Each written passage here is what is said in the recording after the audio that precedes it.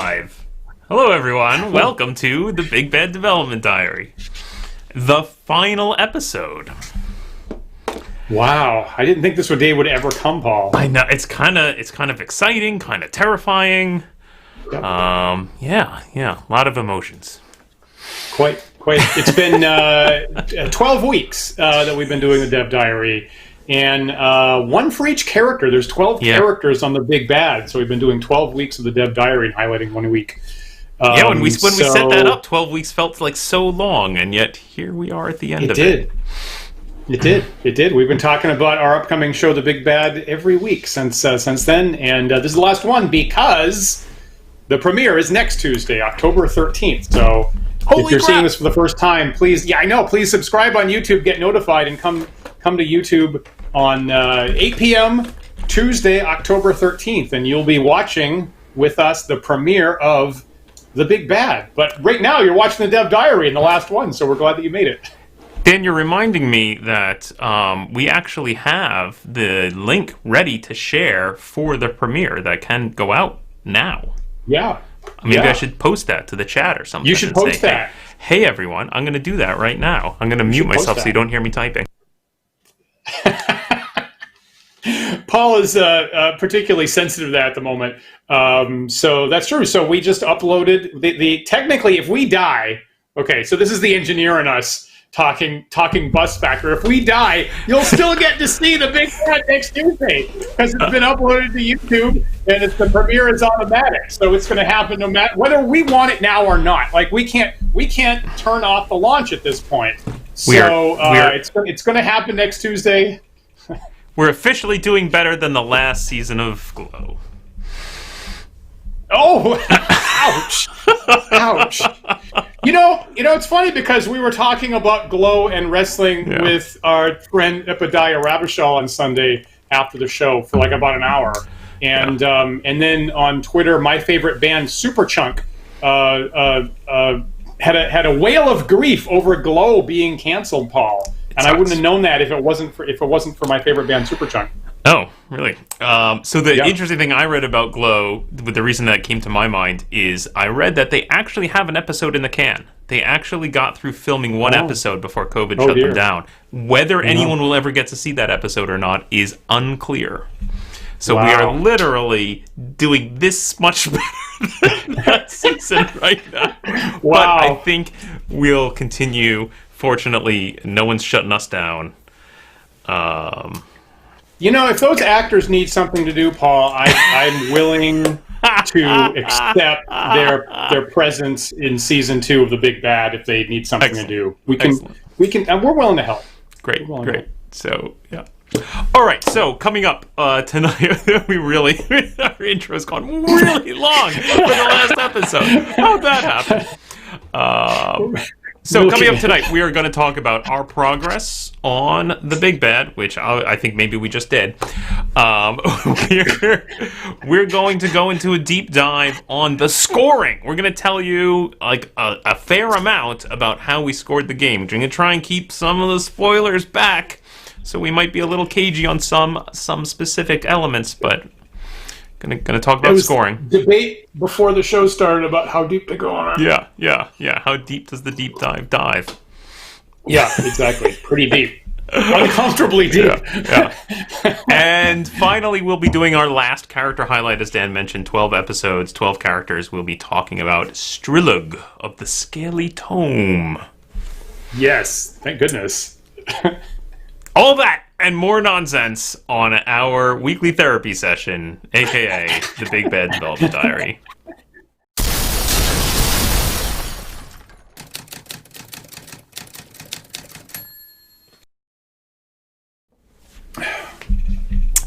So, how's production on the Big Bad going there, Dan? On the what now? Anything to say on progress? How are you feeling 2 weeks out from release of the first episode?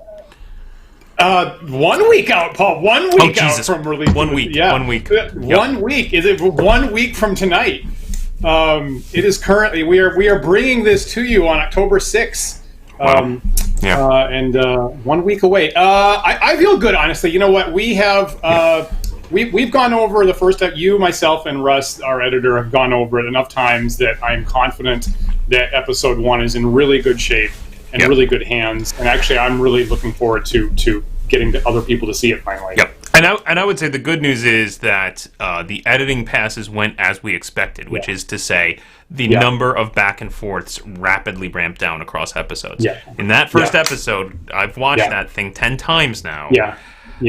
We had a lot of back and forths. Maybe 5 times I've watched episode 2, and episode 3 only 3 times. So that's good progress. That's good progress. And I will say I've seen a cut of 5 out of 6 episodes at this point. Great. So I mean, to a large degree, that's largely praise for Russ. Is to begin with, he was like, I don't know what this show is supposed to be. Is this a fun part? Is this a good part? I don't know.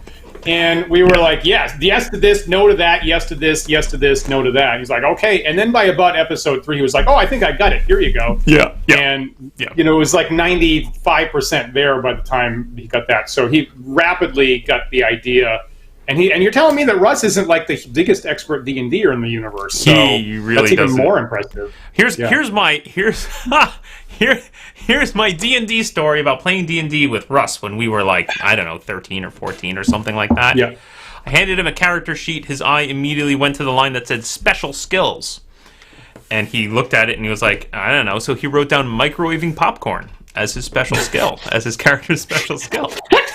So as the evening progressed, naturally, we decided we wanted some popcorn. So Russ was dispatched into the kitchen to go microwave us some popcorn. What? But he had written it on his character sheet. Obviously, if we want popcorn, he's the guy to do it. But here's the best part. Here's the best part. He burnt the popcorn. Sure enough, we're sitting there. What's that smell? Oh, we burnt the popcorn. And so we made him cross it off his sheet.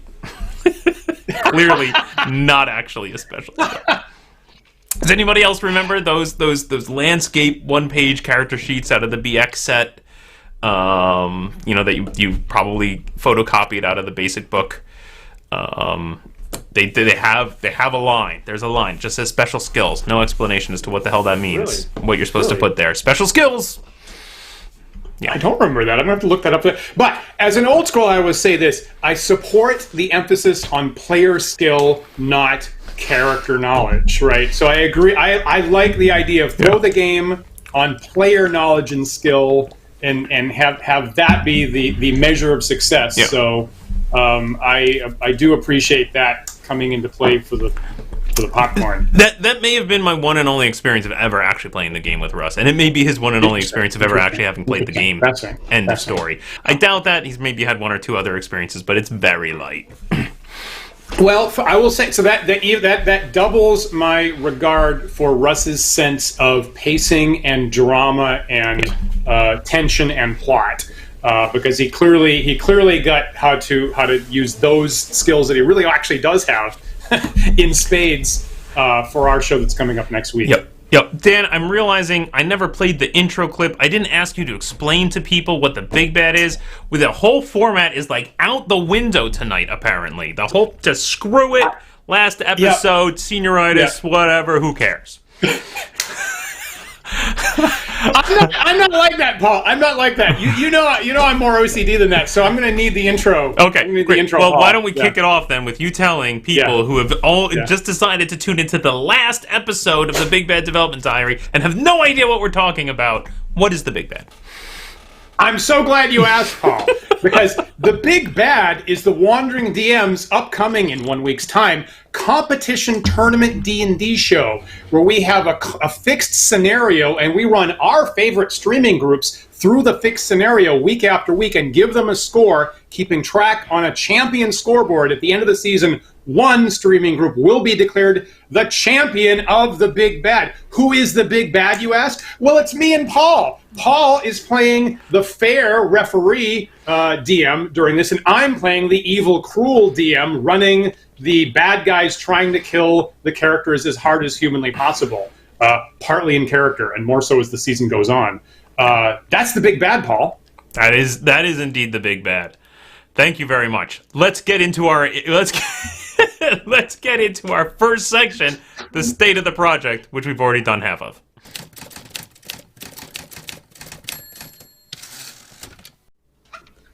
Okay, so to reiterate, actually, I've seen 5 of 6 episodes at this point. A cut of 5 of 6 episodes. We're getting to the point where it only needs like 2 or 3 back and forths between us and the editor. Russ, the editor Steele, as I refer to him sometimes. No, that's just more so now than before. I'll say that. That's true, actually, and I should announce that here. Unfortunately, Russ will not be able to join us for the premiere next week. Unfortunately, he's having the wires that are holding his jaw shut tightened. Yeah. Jeez, fun for us. Holy moly, poor guy. So totally. So our sympathies out to Russ, and I'm sure he'll be watching, but he will not be talking.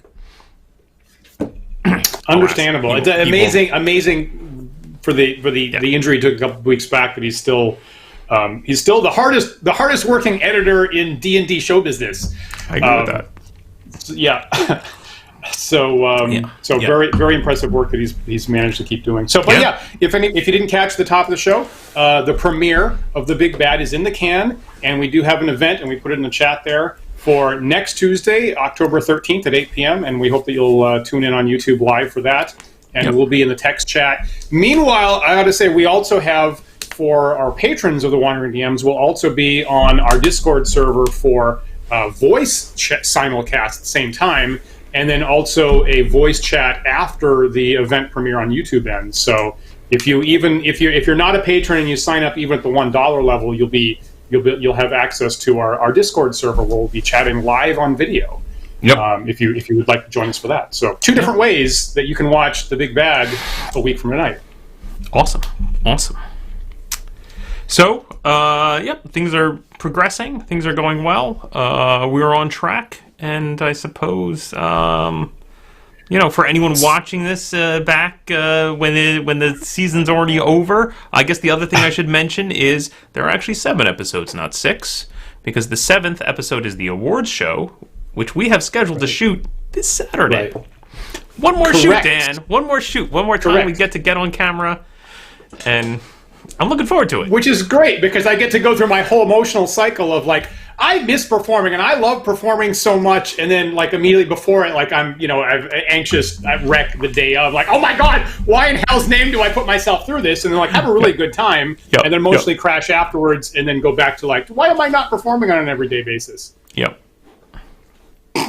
So, I'm looking forward to that. I'm really looking forward to that this Saturday, and actually having representatives of all the teams, and they still don't know who won, Paul. They still don't know. They will as of Saturday. They will. We'll have to twist their arms to not reveal it before the finale airs. But a little side to Draco, who just asked a question. Actually, I'm still getting accustomed to Discord. Actually, so I will go back to Discord tomorrow, and I think there's a couple of posts that people are drawing my attention to that I need to go look at. So after the show, I'll go do that. There you go. All right, let's talk about scoring, Dan, because I think we have a lot to say. So let's jump into the deep dive.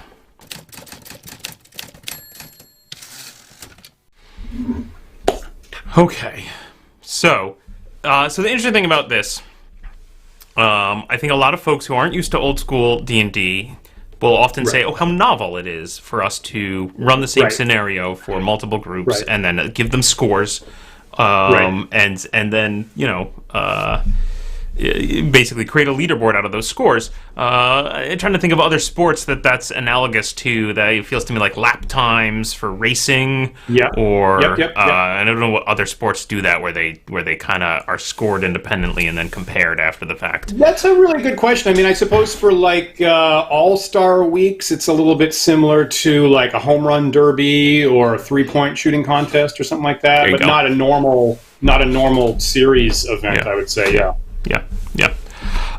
Fact is, it's not new to D&D either. It's how they ran D&D tournaments at Gen Con and other gaming conventions back in the 70s when they first started doing such things.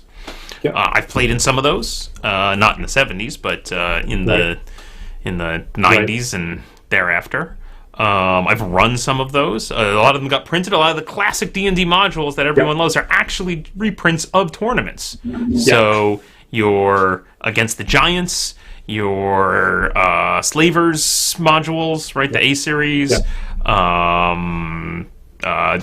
Tomb of Horrors, actually. Right? Yep. You know, a lot of the classics were actually originally tournament modules, and some of them included. Go on. Yeah. There's an argument made that, and I'm not entirely sure, I'm 100% convinced of it, but a lot of people make the argument that the original edition Switch, right, for the switch from original D&D, where the books look like this, like a little tiny little thin thing, and then the DM's like basically on your own for everything else, to the big book first edition, you know, advanced D&D, the first edition D&D with the large books that we have now, was fundamentally to support a standardized tournament program. And so it was baked, there you go. And the difference between this and that Paul's holding was really some people say the single largest motivator for how first edition was actually got written, that tournaments were that important that it was considered to be the chief way that the game was delivered, actually. And other forms were secondary. So it was enormously important at one point. Yeah. So, and personally, I love playing that style, right? I love playing that style. They still had that style up, you know, maybe on a slightly less key basis up through the early 2000s. So I played as late as like 2004 at Gen Con and 1, and I think they stopped having the large ones a couple of years later. But I personally really enjoy that style. I grew up in a household where we did competitive sports all the time from a very young age, and I really like competitions. It really gets my blood flowing, and so I always really liked that play style myself, enjoyed playing at it, and really happy to, you know, bring it back or a new iteration of it for viewers of the Big Bad. What I really appreciate about it is that it doesn't undermine the core ideas of D&D, of being a game about players playing cooperatively together towards a common goal, right? Yeah. The competition is done at a meta level, and the game itself still feels like D&D, right? Because we're still, as a team, trying to coordinate our efforts to a common end. Yeah. Now, there were some tournaments that actually wasn't the case, actually. There were some tournaments that were individually scored, and then the players were kind of working against each other. So we actually kind of had among the choices we had to make is which way did we go with that.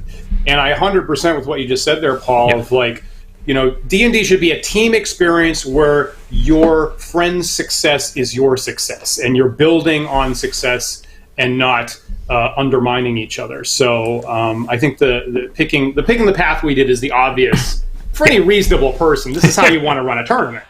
I agree. I think so. And so we went back to a lot of those old modules, right? Like we've run a lot of those old modules. They many of them have their scoring systems written in the back, so we studied those. We looked at those as starting points, and we kind of dissected them and talked about what are the major things that we could give points for. How do we ultimately create a scale by which players can get points? And Dan, this is not in any of the episodes, but when our players first connected and started talking to us, I would ask Dan to recite a scripted section on how they got points. And so every play group got this same little scripted instruction on how to get points. And Dan, would you recite that now, please, for our viewers?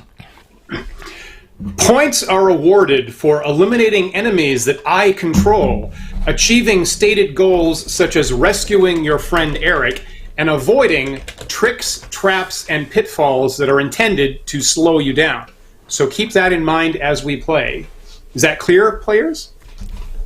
It's pretty vague, to be honest, pretty vague. But it covers the high-level points, right? You're going to get points for accomplishing a goal, which in this case, in this scenario, was rescuing your captured friend Eric. Right? It was a rescue mission. For destroying enemies that Dan controls. He is the villain. He's very obviously the villain throughout the game.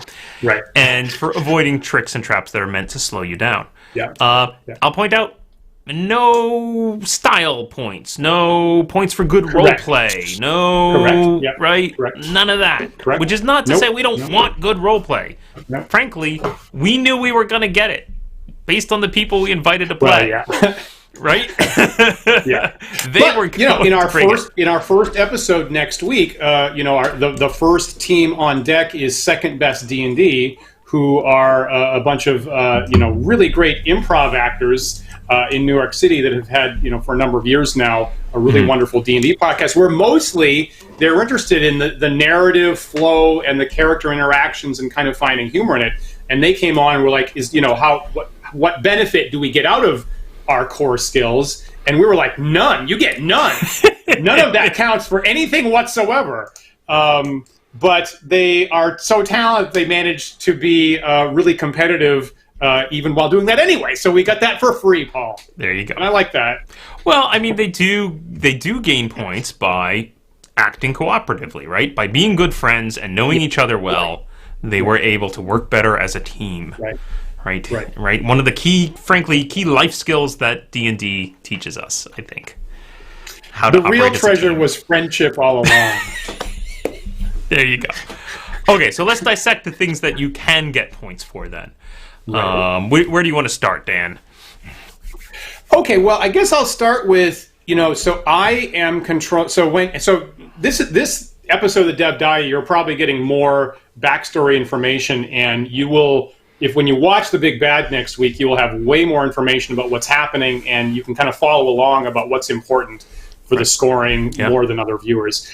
I'm controlling, sentient villains. So the people who are sentient and actively resisting the players, I'm actually controlling, and the players do get points for eliminating my specific controlled villain. So I have a chief villain, and I have a number of flunkies, and so if they can wipe out the fairly high-level chief villain, they get quite a few points. Yep. Should we talk actual points here, Paul? You know what? I'll just say it. I'm just going to say it. So sure. For the chief villain, they get 2,000 points if they eliminate him, and for the flunkies, they get 100 each, right? Is that I think the deal? That's 100. 100 each. Yeah. Yep. 100 each. Yeah, that's what I have. It. So I have a pretty beefy chief villain that I'm controlling for the lead, and then relatively smaller number of points for the other guys. There's a number of, and Paul will get more into this, I'm sure. There's a number of mindless monsters that may pop up that I don't actually take control over, and as a result, the players do not get points for those. They're just trouble. In fact, I would say that falls squarely in the final category of tricks and traps meant to slow you down, right? The whole, those creatures pop up and they get in the way, and they're big, juicy targets sometimes that the players are going to want to go after. Yes. And there's a big tell, right? There's a big tell, which is who rolls the dice. If Dan's rolling the dice, you're going to get points. If I'm rolling the dice, it's just there to slow you down, and you really should ignore it and move on. Right.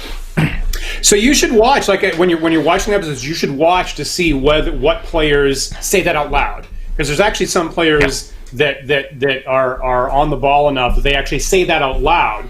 Now, do their friends follow up on that advice? Sometimes yes and sometimes no. So there's at least 4 bifurcations there about whether they spotted the difference and then whether the whole team actually responded to the difference or not. So over the course of the season, you're going to see every combination of that happen. Yeah, I expect our teams, because there are several different teams that have at least one person who says, Dan's not rolling the dice for that monster. Ignore it, run away. It's not worth anything. And I bet there's a lot of "I told you so's" going to come out of this revelation. Correct. And then maybe if you engage, more of that monster come at you, and that's certainly not good. So that's something to watch for as well. Yep. They're pretty big. So. The other interesting angle of that is tricks and traps meant to slow you down. Well, why is slowing them down a problem? Possibly one point is simply when does the game end, which is another thing we told the groups before we started shooting, is that they have a very specific time limit, and that we will call the game on account of time. So if they run out of time, which frankly is we just don't have forever to sit there and record ourselves playing D&D, but we made it part of the scoring as well. If they run out of time, game's over. No more chances to win points. End of story. Right. But there's more to it than that, right, Dan? Because there's also a timer on what's happening to their poor friend Eric. Correct. So in addition to the sentient villains that I am controlling and I am actually rolling dice for and things like that, and also, acting and voice playing and all that, and that kind of thing, they have a plot. Yep. And the plot is progressing in terms of rounds of action, and the sooner the players can cut that off and prevent that, the more points they get. The longer my plot goes towards fruition, the less points the players get. I love how much dancing we're doing around this to word it in such a way to impart the information about the scoring without spoiling the actual content. I hope we're doing it well, viewers. So here's the interesting thing, and I'll just again be a little vague here, but I will tell you that there is a physical manifestation of this timer happening. Dan does a certain thing on camera quite visibly for everyone to see whenever another turn has counted against them towards this ultimate plan of his coming to fruition. Yeah. So you can count along, viewers. You can watch, and when you see Dan do this thing, you can go, they just lost some points. Oh, they just lost some points. Right. Yeah. Right. Now, just remember that it's tied to Eric's fate. So, correct. There you go. So it's something that the players do not want to see happen. Yep. And after every episode wraps, they always ask, "What exactly were you doing there?" And I would always say, "I'm not going to tell you because that's a professional secret." And now the funny, there. For our viewers who are like, "What? Just tell us, Stan and Paul. Just tell us what is this nonsense." We will divulge all the details in episode 7 during the awards show because, frankly, our competitors are desperate to know some of these details as well. Right. So we intend to chat with them about all this stuff in episode 7. So you can get the real skinny then. Correct. But for timing purposes, there is a physical manifestation. You will see it. It's pretty eye catching, and the more that happens, the worse it is for the players. So. Yeah. Keep track of that and keep count of that. Yeah. So one of our viewers here, Daniel Boggs, is asking, Dan, if you're in charge of the wandering monsters, are you in charge of the wandering monsters, Dan? I don't think we have wandering monsters technically, Paul. Yeah. So we don't have. It's interesting because when we dig into old-style tournament modules, they usually didn't have wandering monsters. And in fact, if you look at the old. And it's interesting because they'd publish these modules and they'd be like, you want to run it normal D&D style like in a campaign, do this. You want to run it tournament style like we did, do this. Yeah. And in fact, if you look at like the classic Slavers modules, they in some cases they might go so far as to say, don't even roll for damage for this trap. This trap just does automatic average damage, or the big spell just automatic damage. So in a tournament situation, sometimes there's a reduction of random elements. And that's a really good call, Dan. That's what I was hoping you were going to get to there, Dan. That there's a lot, like we did a lot in the name of like wanting comparable scores to reduce the impact of randomness on those scores as best you can. I mean, it's still D&D. We're still rolling dice. Some players are going to have hot dice. Some players are going to have cold dice. So yes, for sure, there's an element of luck involved here. But we want the flow of the game to feel similar and to be comparable from one game to the next. And pacing was important to us. Like we were worried that we were even going to fit the existing scenario into the 2-hour show that we had planned. And I don't know if maybe we weren't even going to get into this tonight, Paul. But since Daniel asked there, we did actually have an extra encounter and an extra prize. That if there was a team that burned through the session so fast, we had one last encounter we were going to throw at them to fill out the extra time. And I mean, this comes from these are practices that I put into place when I run games at conventions, because games at conventions have a very hard time limit, and so I always have more content than I know they can possibly get through, because. It happened once. It happened once to me, and I'm sure it could happen again, that the players just burn through the content. And I go, but we still have an hour, and I don't want your prize for doing amazingly well to be less game. That sucks. Right. Right. So yeah, you're right. There is an element. There was a whole extra award and treasure and monster and etc. A whole extra thing that, frankly, we never came to the table. Not one group ever encountered it, and so we might as well not talk about it because it doesn't exist in the show. Yeah. Some got real close. Some did well enough. They got real close, but we actually never tried. There were definitely some moments. I don't know that they ever made it to film or made it into the show where I'm like kind of like looking at the clock, going, are we going to do this part?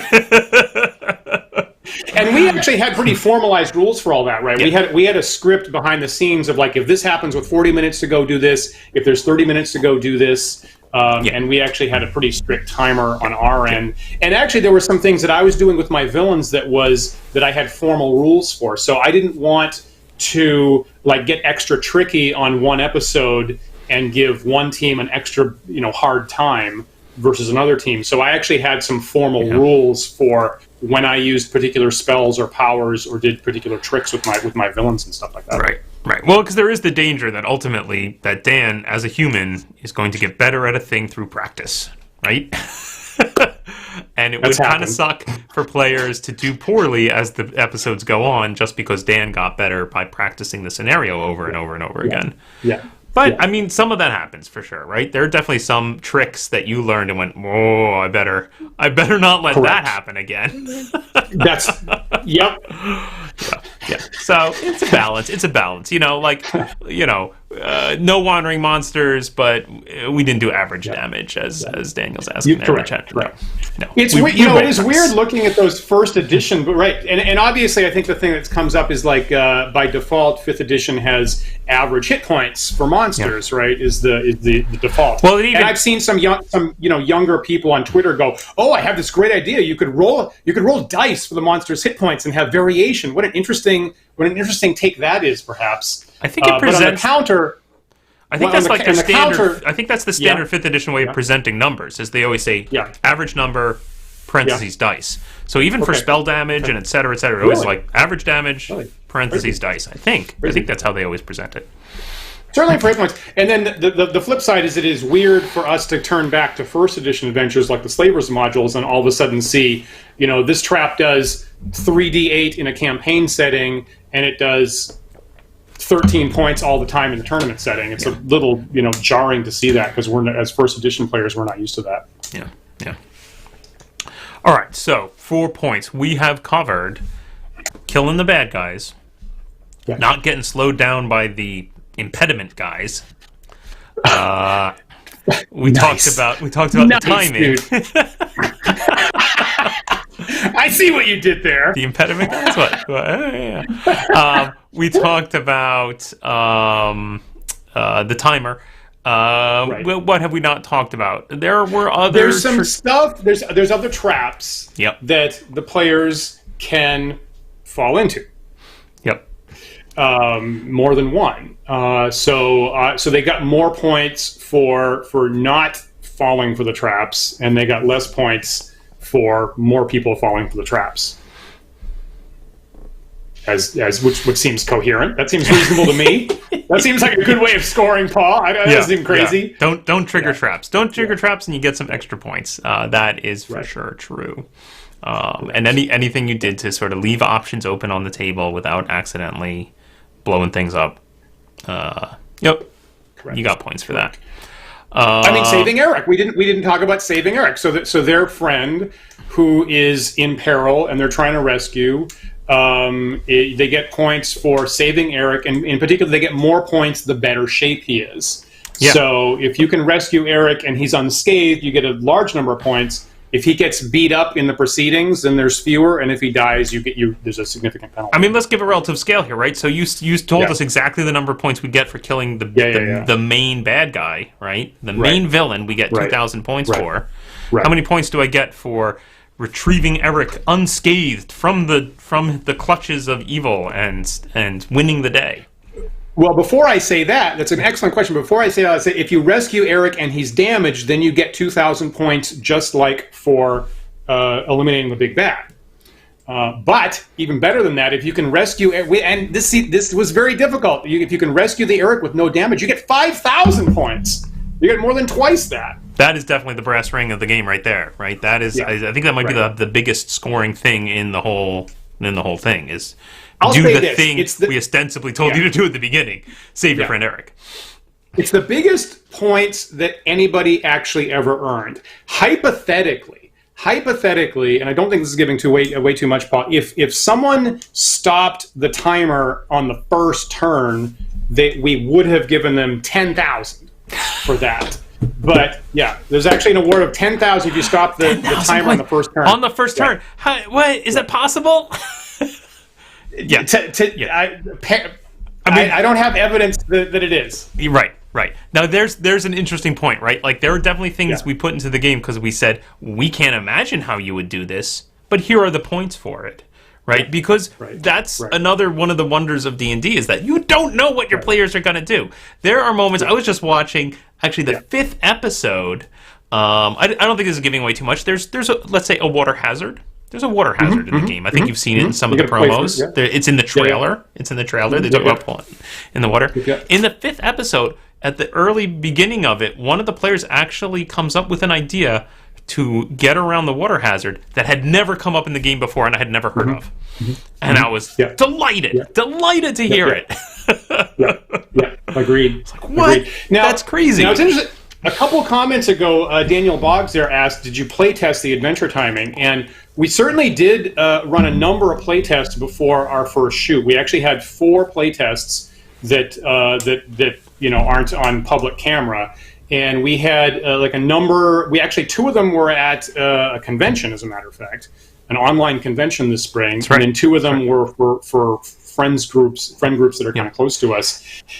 And so the whole thing, how we played, how we set up, how we were in costume, the timing, the points, and we were inspecting the point scoring and the timing very, very carefully. But nonetheless, there was a whole bunch of stuff, a whole bunch of strategies and takes on it that the real players took that we had not seen before. And you will see me and Paul gasp at a couple of times when the real players trot out strategies we have never seen before. Even though we had an entire series of playtests trying to dig that stuff up, and they still came in with stuff that surprised us. I would propose that knowing that you're going to be publicly watched play this game, and knowing that your name's on the line, that there's a prize for the person who does best, that you bring a certain higher level of energy. And it comes out in the scores, because you'll notice in the early episodes when the scoreboard shows up at the very end, because we're watching, say, the first episode, there's only one group, right, that's played. But actually there's a couple other scores on the scoreboard from some of those play tests. Right. We just wanted something to give people a sense of, like, how did I do? And, pretty universally, our groups who actually recorded episodes, they did pretty well. I'm glad that we had the playtest scores, because it's really interesting to see the comparison, the contrast between the playtest groups of people that all are excellent D&Ders and the on-screen celebrity streamers that we got. It's a really kind of eye-popping comparison that gets made there. So I'm glad. I hope it isn't too confusing for viewers that we left the playtest scores in there, but I think that it's really useful for to set the bar for where people were. It was an idea that we stole from the show Top Gear, where they have their segment Star in a Reasonably Priced Car. And I noticed even in the first episode of the season, there was a couple scores on the board. And I think they mentioned it a couple of times, that the couple of lap times that are on the board are their test runs. They're like, yep, that's our. We did some test runs to see what's a number that you can get. Yeah, I think that was a good call. Instead of just having like the first team be like, "Here's a score," and it's in the middle of a void, and you have no idea whether that counts as good or bad. So I think it was a good call to give them some kind of tentpole to compare how they were doing. Yeah, which was very, very interesting. Yeah. The only thing, the one thing I regret is I only did this very recently, within the last week or two, is I actually went through and tried to calculate what is the maximum theoretical score someone could get if they played the game perfectly. Yeah. We should have had that number somewhere. We should have shown that to people, maybe. Right. Now, a lot of it's interesting because when I run tournament D&D stuff at conventions nowadays, or something similar where I have, and I do this a lot of like, here's a session, you're going to get scored. You're going to get scored at the end of the session. It's very right skewed. Like, it tends to be like super hard to score near the top number of possible points. I mean, there'll be a top number of possible points, and frankly, if you can score a quarter of that, that counts as doing really well. And again, I don't mind that because then there's enough headroom that if you did run this for lots and lots of different people, there'll clearly be a standout team that doesn't tie, right? The worst thing in the world would be if you had multiple teams tying at the top score, like got 100%, and then you wouldn't know who the champion was. So you kind of want a lot of headroom, and it's pretty common in those kind of situations to be like even scoring half of the possible points. That never happened. That is an excellent point, and it's there. Like, I think you'll hear that, what we were just talking about, right? Like that you could get more points for stopping the timer in turn 1, which we think is technically not possible, than you get for both killing the main bad guy and rescuing your friend, and a couple of other things combined, right? Exactly. Yeah. You're right. You're absolutely right. Yeah. So that might maybe knowing that number would make people feel bad when they shouldn't feel bad. Oh, I only got 50% of the top score. Yeah, but actually, it's basically impossible to get the top score. Yeah. I learned that like after the first couple times I did that at conventions, that I had to set expectations. That the top possible points was not super informative, because it's like in math there's a famous competition for undergraduates called the Putnam Competition, right? And there's 100 possible points in the competition, and it's really rare to get any. It's rare to get any, right? Okay, so I myself took the Putnam one year, and I think I got 5 points, and no one at the school had ever done that, right? And so I got an award for getting 5 points out of 100 when they'd occasionally seen some people get 1 or 2 points.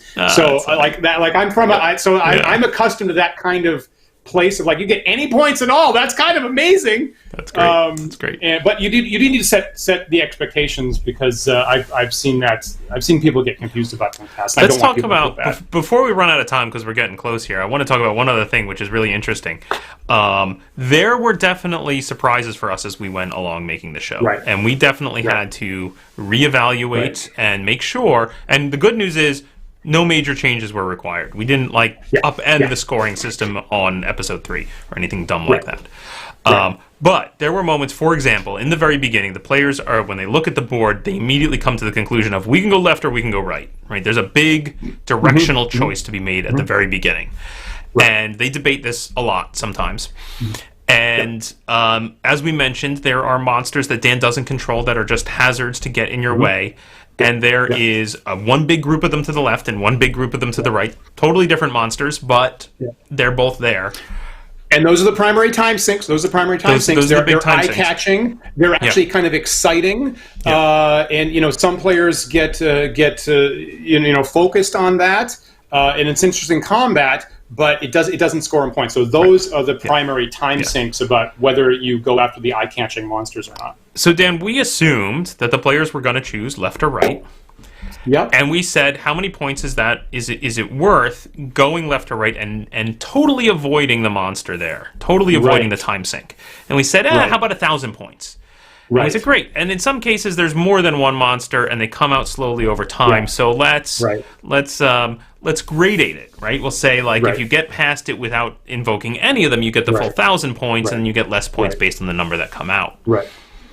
So the thing that there's two things that we didn't think about is in our minds when we set this up is do they go path A or do they go path P? Do they go path A or B with the disjunctive or the exclusive or, right? Yeah. We didn't think about the possibility that they split the party and go both ways. We didn't think about that. And we also didn't think about, do they get super clever and find some way to completely avoid both ways? Yep. And so we at a couple playtests, and maybe I think the very first session, it occurred to me that both of those possibilities might happen, and we did have to tweak the scoring a little bit to account for those other two possibilities that we didn't think about to begin with. Yeah, the way I ended up looking at it, and frankly, I'm not sure that I could coalesce it into as succinct a way until like 5 minutes before the show, as Dan and I were talking about it, is that there's 1,000 points on the table. Yeah. And so if you encounter none of those monsters, you get all 1,000 points. And the more of those monsters you encounter, the smaller that pool gets to a minimum of 0. You can't get negative points. Yeah. So if you trigger all the monsters, and if you trigger one major monster, that might soak up the whole 1,000. If you trigger that major monster and some other stuff, it's still 0. Yeah. Correct. And I think that was the right thing to do. And that's the one wrinkle that we threw in to take into account. Like, what if they actually avoid both? Yeah. And so actually, sometimes we look at the scoring system and we ourselves, because in our spreadsheet that I'm looking at right now, it's a little convoluted how that's accomplished.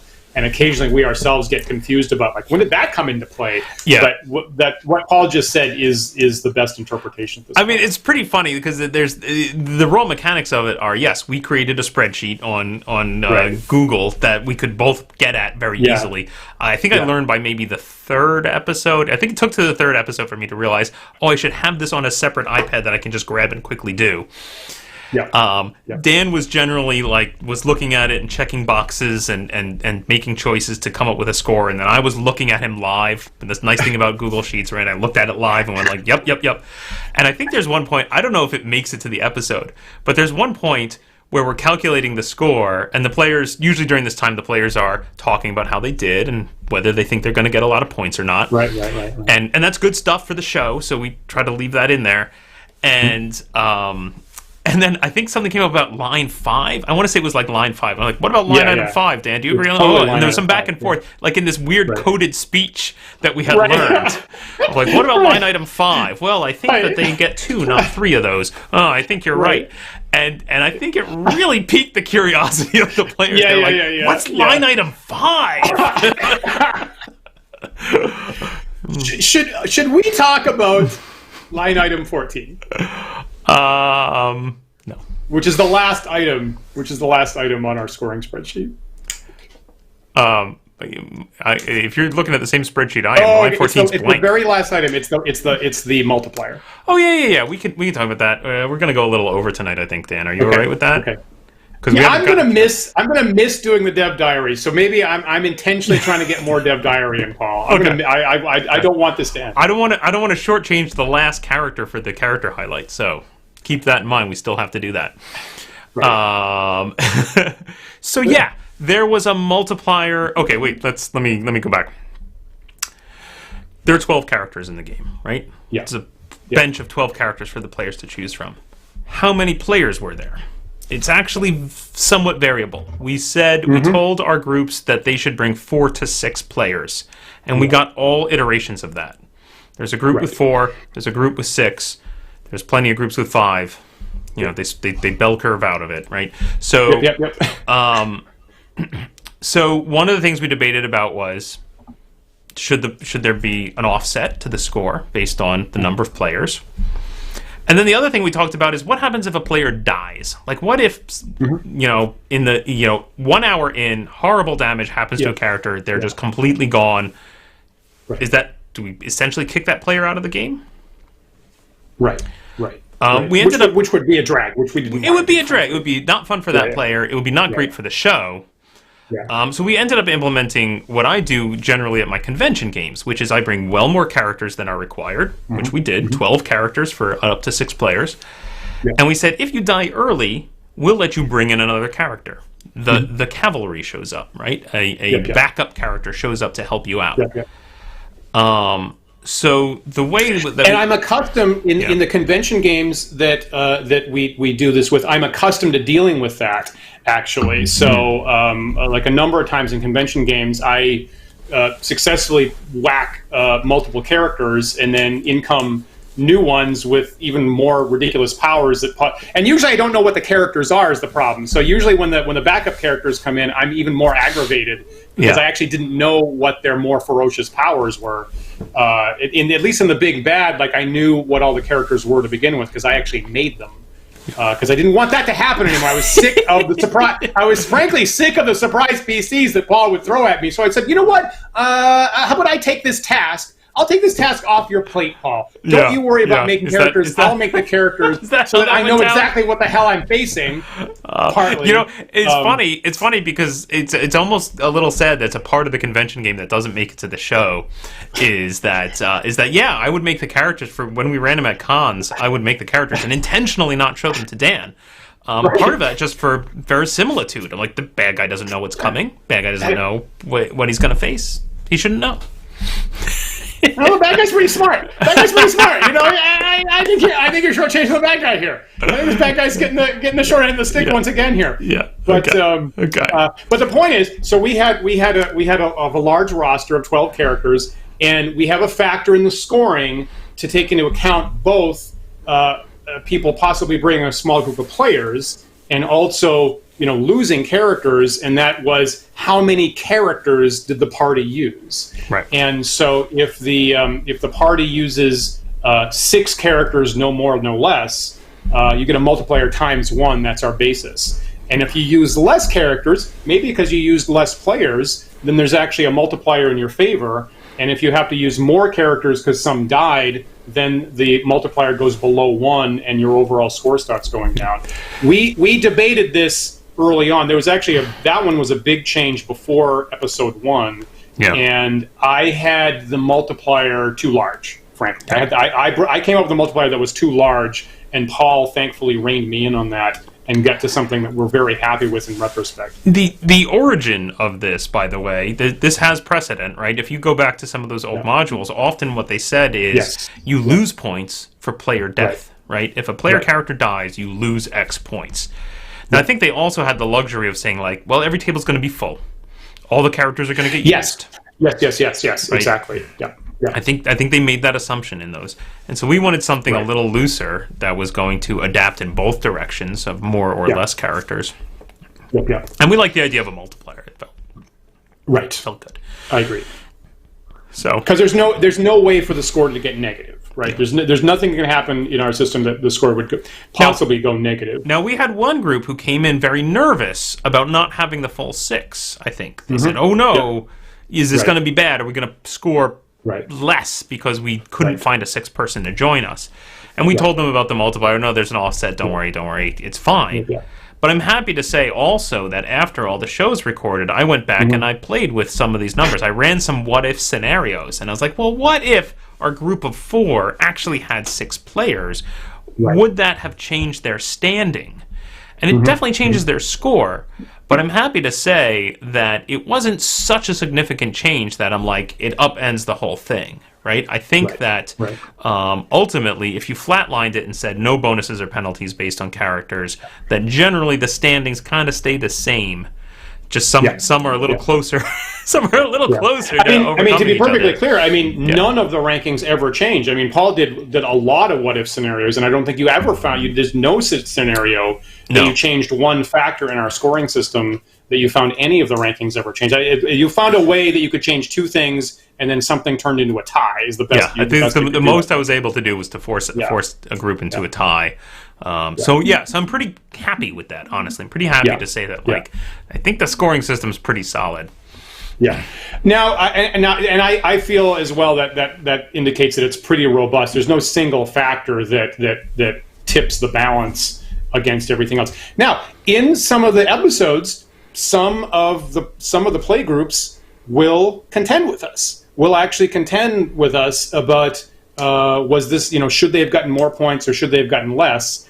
And I guess we weren't even showing them the exact details of it, so we might get more of that that might come more to a head when we do the award show that we're shooting this Saturday. So we might have tables overturned and people smashing their mugs and stuff like that on Saturday when they find out how the points actually were. But we feel we're coming in prepared to defend ourselves.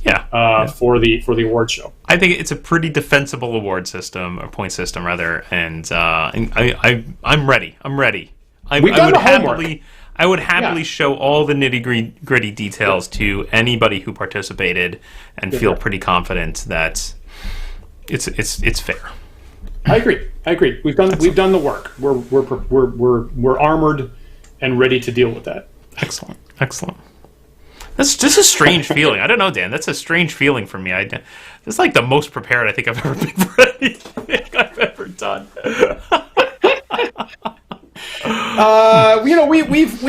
We've loved doing this, right? We've cared about this a lot, and we've loved doing it. And we want to know that we did it right and didn't make any big mistakes. And so I'm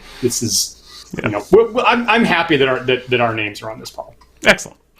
I think that's where we're on that. All right. I feel like now we're just delaying. I don't want to go into the last segment of the last episode of the Big Bad Dev Diary, but here it is. Time for the character highlight.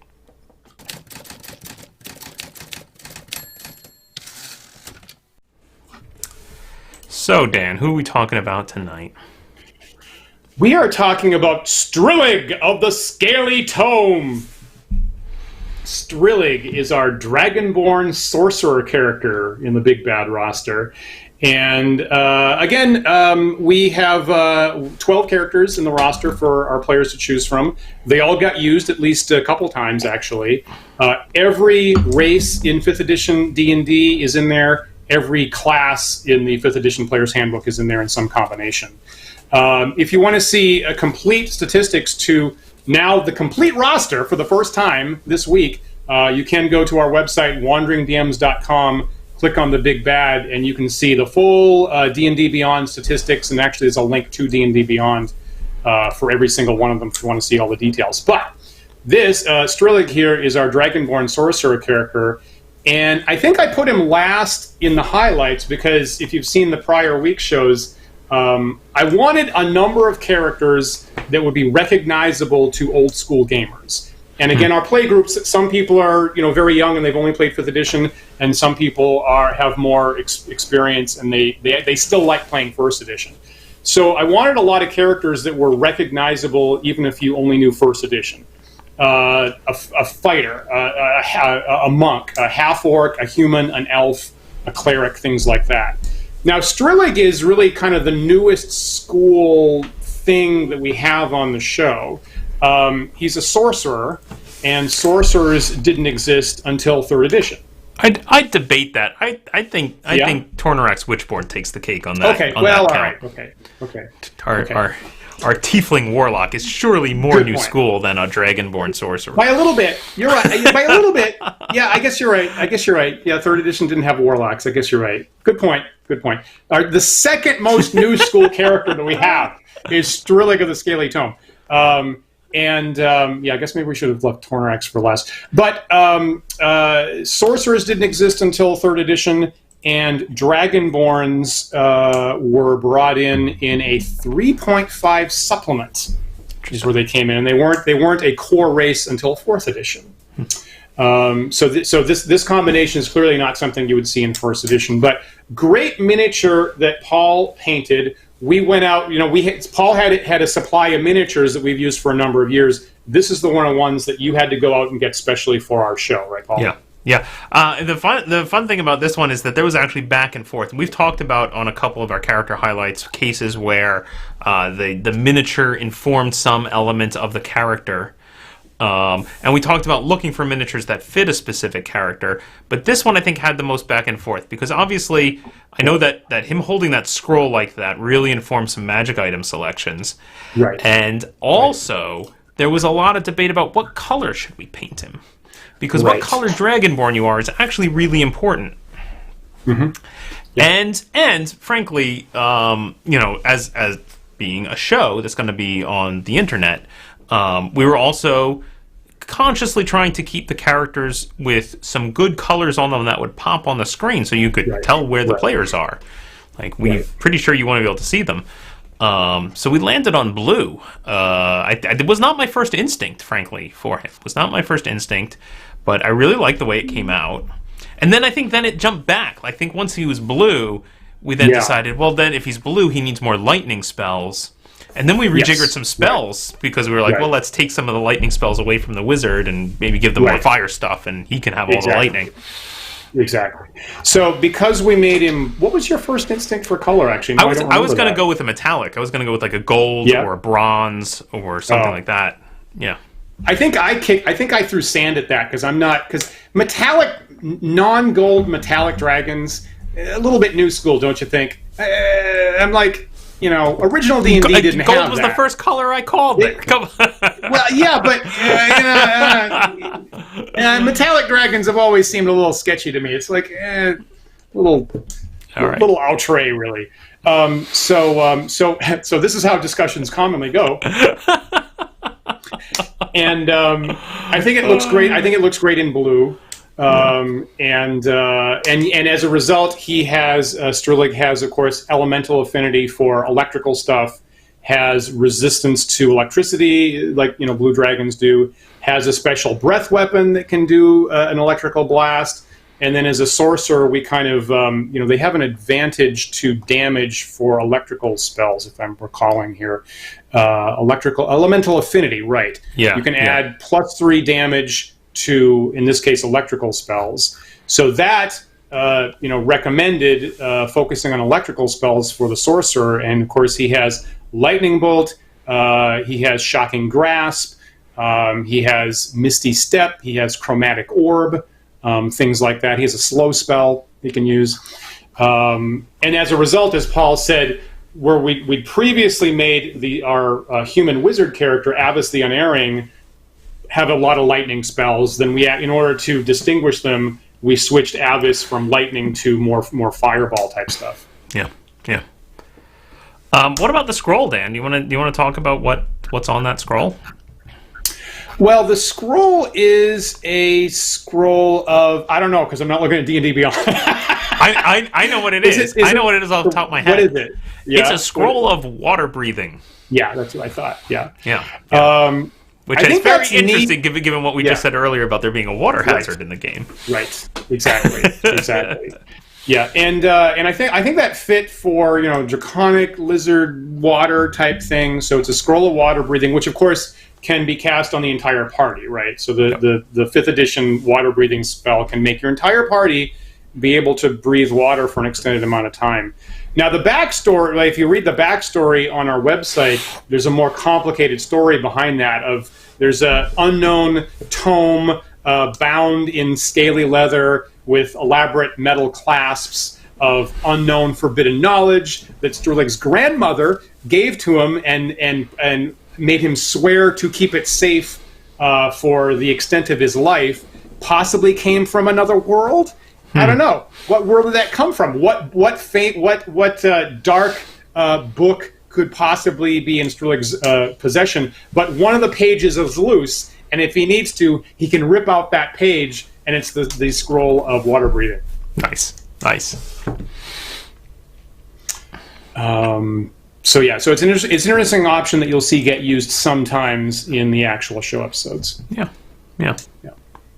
Yeah, we had a couple of items like that. I think that there's 2 or 3 magic items in the game that we thought this magic item could change things quite a lot if the players use it in the right moment.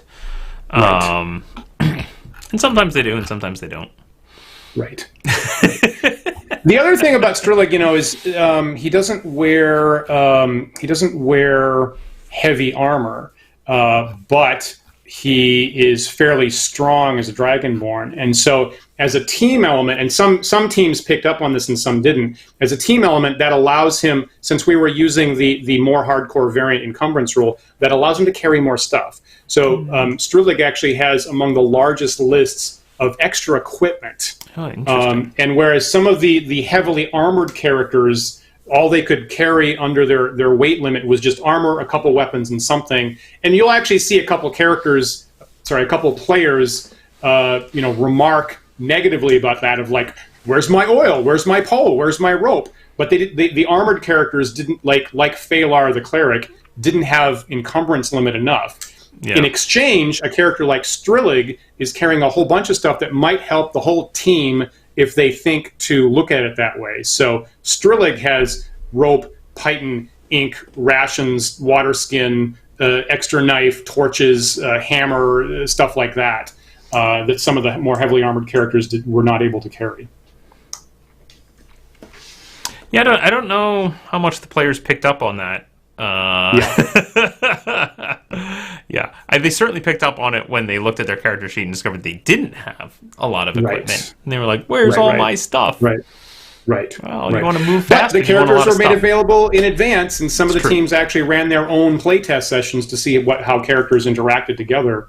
So they had the opportunity. Maybe at this level, right? These characters are 6th level. Maybe they just have enough special abilities and powers and magic that they don't need quite so much mundane. They don't need to rely on the mundane stuff like ropes. We have characters that can fly, have magical gloves of climbing, things like that. Yep. So maybe that wasn't the most important thing, but it was in there if someone wanted to look at the details. Go to our website, go to wanderingdms.com and click on the big bad, and you'll see the details of all the characters, and you kind of think about, what would you pick? What 6 characters would you pick for a rescue mission to relieve the captured Eric the Brash, like we're running in the Big Bad? That's really interesting, and I wonder how many groups did this, of not just looking at what character do I want to play, but what grouping of characters is going to work well. I know there's at least one episode of the Big Bad where at the very beginning, Dan, you and I saw the group of characters that they were bringing and said, how unusual, what an odd grouping.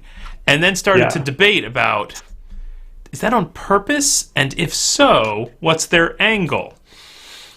Was that really dumb, or was that freaking brilliant? Yeah. We were like, was that dumb, or was that genius? And we were that was another surprise for us. Yeah, maybe we might bring that up in the awards show, because I remember having a quick chat with you, I think, before the players showed up and saying, like, well, if I was bringing these characters and I knew all the details of the scenario, which I do, here's what strategy I would use. Right. And I laid it out, and I said, I'd do this.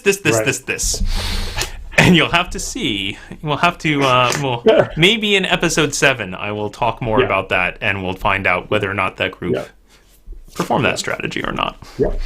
Yeah, fascinating. Every episode's a surprise. We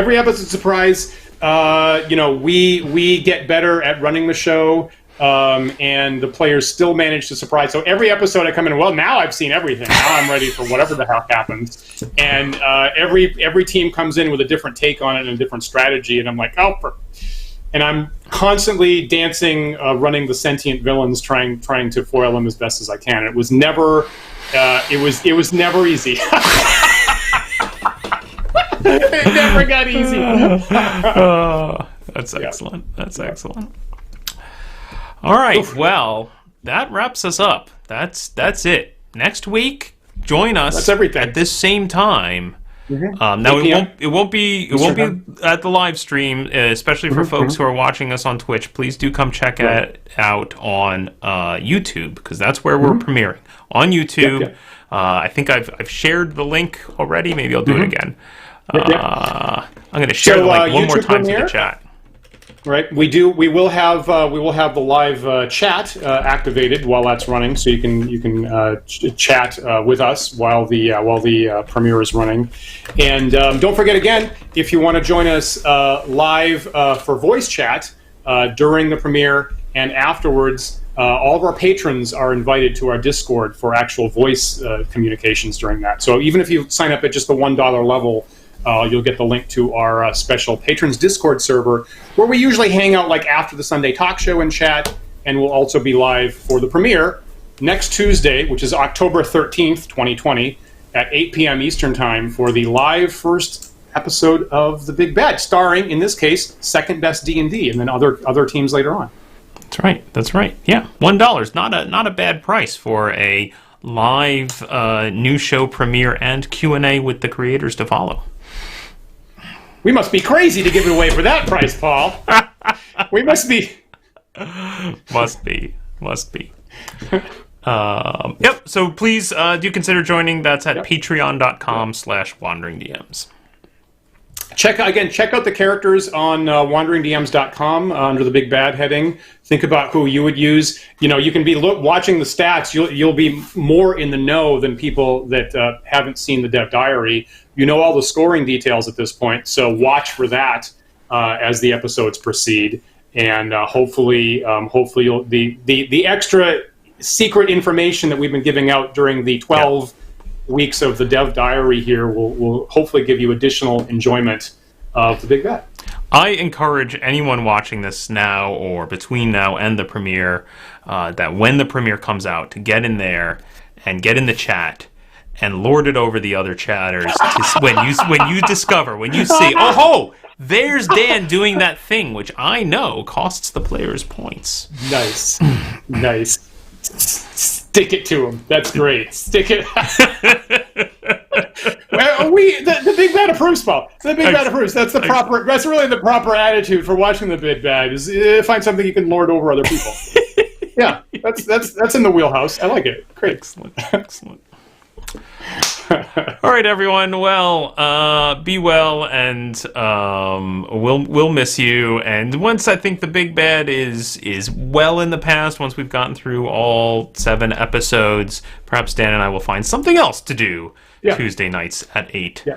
But until then, please do consider joining us for the premiere of the Big Bad.